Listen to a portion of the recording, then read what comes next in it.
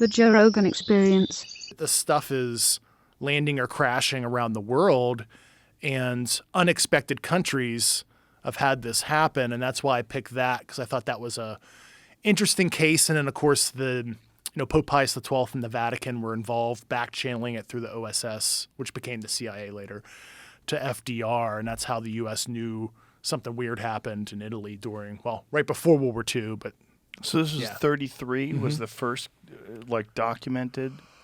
That is the earliest one I can talk about. Yeah, there's something that predates that. You could infer that. You could infer that. Yeah. So this 33 one you said was in Italy. Yeah, Magenta. So it's I'm bad at geography. I think that's like a Lombardy region. It's like northwest Italy. And what's the story behind it? So basically, it looked like it crashed, right? The original shape most likely was like a lenticular disc-like craft, with like two dinner plates. What right? does lenticular mean? So like two dinner plates, smushed together, right? The hump, and there's like a bubble on top. Like the classic saucer. Like that. Like that. Okay. But it looks like when it hits, the edges broke off, so it became this like bell or acorn shaped thing. And there was nothing in it. It was like just an artifact. There was no biological remnants, if you will. So it's so funny because the Italians were so confused. They actually called up the Germans and they were like, is this one of your Wunderwaffe? Like, what the hell just crashed in northern Italy? Mussolini. And this is all publicly available information because some Italian researchers found all these original documents that some people were sitting on for years in Italy.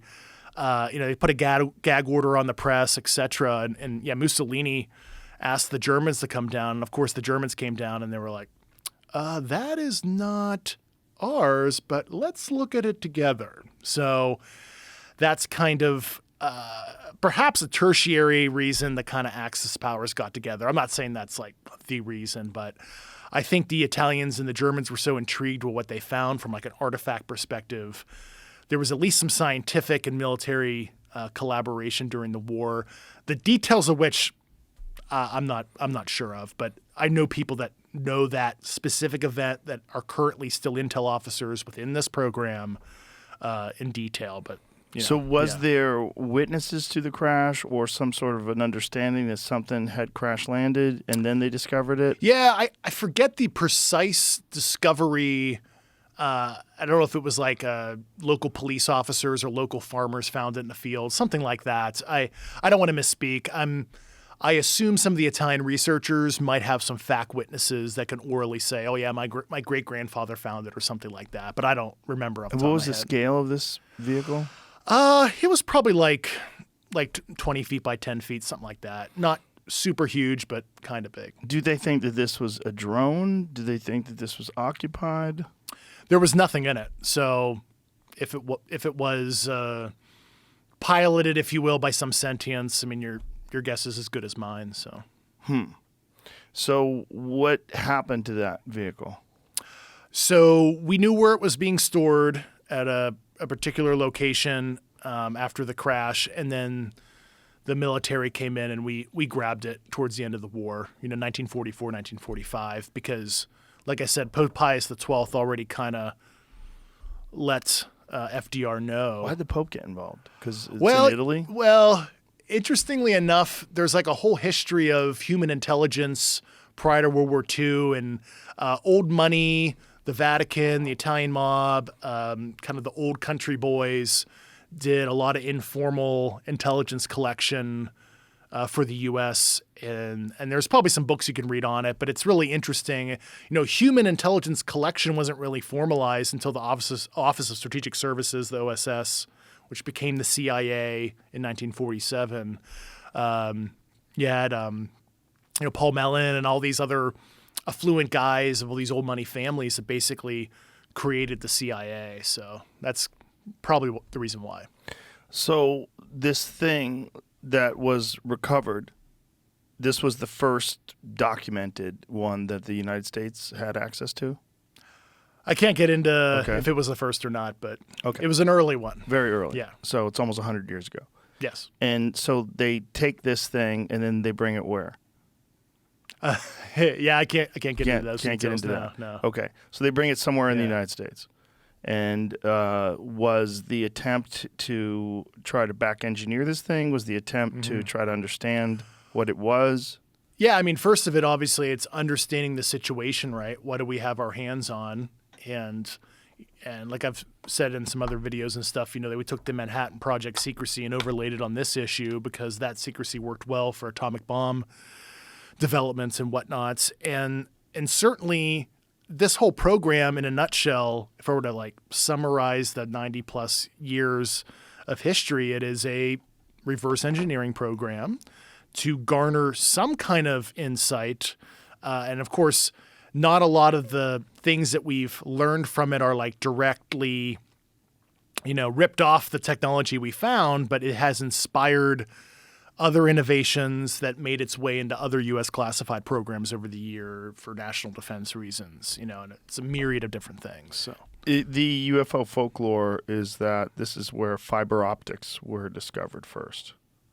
Yeah, I'm not going to break the seal on anything we've discovered or anything like that. And yeah, it's a place I can't go to. How limited are you in what you can discuss and what you can't discuss, and why? Yeah. Why do they let you discuss any of this? Yeah, so anything sensitive that I want to say as it relates to U.S. government activity, whether it be intelligence stuff, military stuff, et cetera, I have to submit it through what they call DOPSR, DoD Office of Pre-Publication and Security Review. That is something anybody who's been an intel officer, anybody with a clearance has to submit that kind of stuff. Now, obviously, if you're writing a book about gardening, you don't have to. But if you're going to talk about anything military and intelligence related, you have to submit.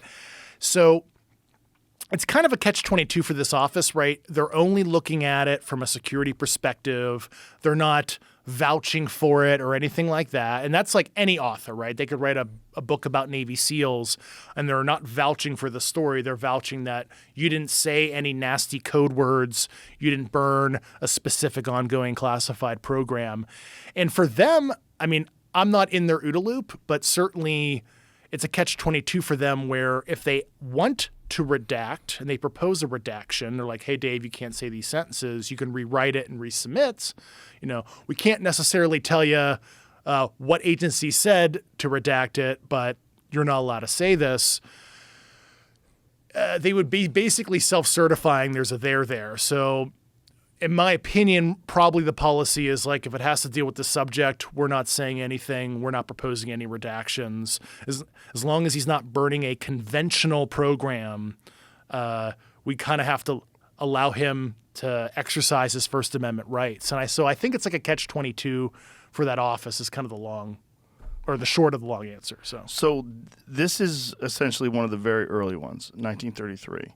Mm-hmm. How many crash retrieval incidents have there been? It is double digit. The specific numbers I do know. However, I can't discuss that. And I know it sounds like, I'm being coy or whatever, but this show, any other interviews I do, right? Foreign intelligence services are watching, and it's I'm not here to help Russia and China calibrate their intelligence collection. Dave said it's this number. We missed a couple. Shit. Let's put it out for the KGB, SVR, and GRU are now going to hit the streets to try to figure out which ones they missed. So I'm here to protect national security, and I'm just trying to put all the general topics out there for public conversation to hold our government accountable, really. So, because I'm here as a fact witness because we have a constitutional oversight issue because this program has not been reported to Congress in the appropriate way, and I can get into a senator I talked to that has died recently, so I can, explain to you why I'm so sure. Besides what I read, which we can get into what intel reports I read, I did get some stuff cleared. So during my investigation, I'm like, you know what? I need to talk to somebody at the highest levels, right? So, and this will give you an idea of the kind of people we talk to. And this is the only one I'm going to talk about using their name because they died 2 years ago. So in spring 2021, I actually flew with a couple colleagues of mine to Las Vegas. and I met with Senator Harry Reid about 9 months before he died. And of course, he's a private citizen now, and I wanted to brief him on the topic, and I wanted to get his kind of thought leadership on it because, he was a Gang of Eight member, right? Which is the top most cleared senators and congressmen. He was the majority leader, for God's sakes, of the Senate. And I knew, he helped sponsor the OSAP program that I mentioned and where they looked at Skinwalker Ranch and some other things. And I wanted to understand, what does Harry Reid actually know? Why did he give $21 million to DIA and Bigelow Aerospace for this? So I'm sitting there in Harry Reid's living room, right next to him with some other witnesses that were there with me. And he straight up says, he's like, yeah, I knew we had UFO material. I was denied access for decades. I tried to get access. And then he explained some of his efforts during OSAP.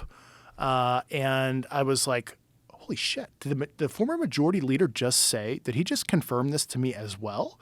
I was already talking to these amazing high-level people, but I have Harry Reid literally saying, yes, we have material, and, he knew it was non-human. Did Harry Reid have personal experience with this? I don't know if he's had any personal stuff in his personal life. I mean, did he see it? Did he said, witness? In terms of seeing the material himself, he said he was denied access for years, decades was his term. And he actually told me on behalf of me, he had a weekly call with President Joe Biden at the time. And he straight up said to me he was going to talk to President Biden about this issue, literally. And then what he was telling me about OSAP, I was like, holy shit, I have 20 other people that told me this, dude. So the real history, what fucking OSAP was, because I think there's a lot of people out there that think they were looking at ghosts, Skinwalker Ranch. Yes, they went to the ranch as a secondary and tertiary objective. But the real reason, so there's a document that came out a couple years ago through FOIA from the Defense Intelligence Agency. There was this special access program request that Harry Reid, you might have seen this, I think George Knapp and company have reported on this, that he sent to the Deputy Secretary of Defense, William Lynn. And it was asking for one of the most serious SAPs you can ask for, what they call a bigoted, waived special access program. So waived means it's limited congressional reporting. That is a class of special access programs. And bigoted means it's by name. And it was you could read the FOIA document. It was Harry Reid, James Inhofe, Lou Elizondo, etc. And I'm like, why are you asking for the most serious SAP to be created for a program that ostensibly is looking at Skinwalker Ranch and stuff? And it doesn't make any sense. So what really happened there, and Harry Reid, God bless his soul, made this disclosure a couple weeks after we met in the New Yorker, and you can look this up. I think it was a May 2021 New Yorker story where he says, I knew for decades, and he made this disclosure, not me, so I'm going to say the name of the contractor. Harry Reid said this. We knew that Lockheed Martin had this material for decades. I tried to get access, and I was denied. And specifically with the Lockheed Martin stuff, he was talking about during the OSAP program. And for the people who are on this program, I submitted this shit to DOPSR, got this cleared, so don't freak out, but I'm telling the truth here. So Lockheed Martin wanted to divest itself from this material at a specific facility that's known to me that I provided to the Inspector General, street address, all that shit, right? And the idea was if they made a catcher's mitt, a security catcher's mitt for this shit, most serious SAP possible, the contractor and the other government customer, which was the Central Intelligence Agency, for that specific Lockheed material. And it was shit that they recovered from the 50s and stuff. And it was bits and pieces of hull structure, shit like that. And